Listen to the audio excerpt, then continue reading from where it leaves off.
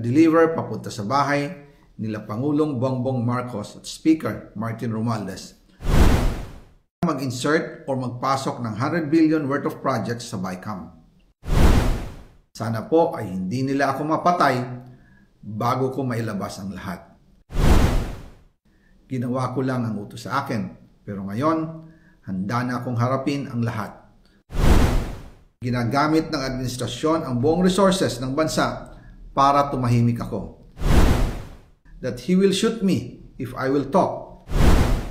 Gagamitin ako bilang panakipbutas sa kanilang kampanya laban sa korupsyon. Hindi na ako mananahimik, ilalabas ko ang lahat ng katotohanan. May resibo, may ebidensya, at may pangalan. Kaya ngayon ay hinahamon ko si Ombudsman Remulla kung seryoso talaga siya sa mga sinasabi niya sa kanyang press release na idadamay niya pati si Martin Romualdez kung magbibigay ako ng ebidensya. Patunayan niya ngayon ang pronouncement niya. Imbestigahan niya ang Fraternity Brad at ang kanyang kaibigan na si Speaker Martin Romualdez kung talagang tutupad siya sa tungkulin niya. Imbestigahan din niya si President Bongbong Marcos. Sabi nga ni BBM ng SONA, let's do it right at mahiya naman kayo, hindi po ba?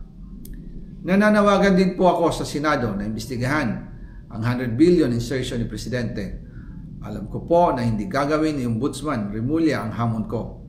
Pero magaling ang Senado sa investigasyon at ako ay naniniwala na dahil sa kanila, lalabas ang katotohanan. Yung pong listahan ng mga projects, ilalabas ko din kasama ng video na ito.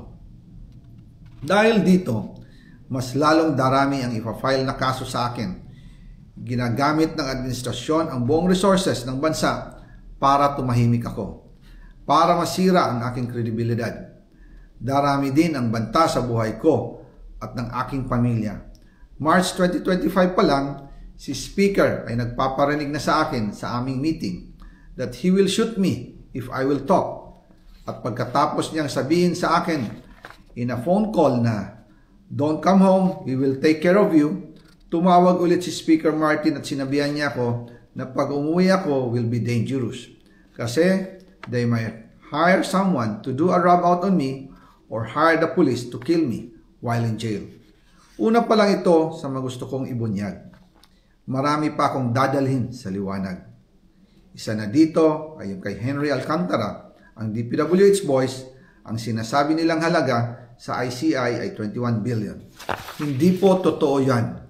Ang totoong numero ay 56 billion pesos at yung pong halaga na yan ay kay Pangulong Bongbong Marcos at Martin Romualdez na punta lahat. Ilalabas ko po ang buong detalye sa darating na mga araw. Kaunting pasensya pa po.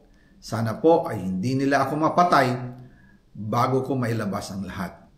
Sa inyong lahat sa Pilipinas, lalong-lalo na sa aking pamilya, taos-puso akong humihingi ng paumanhin.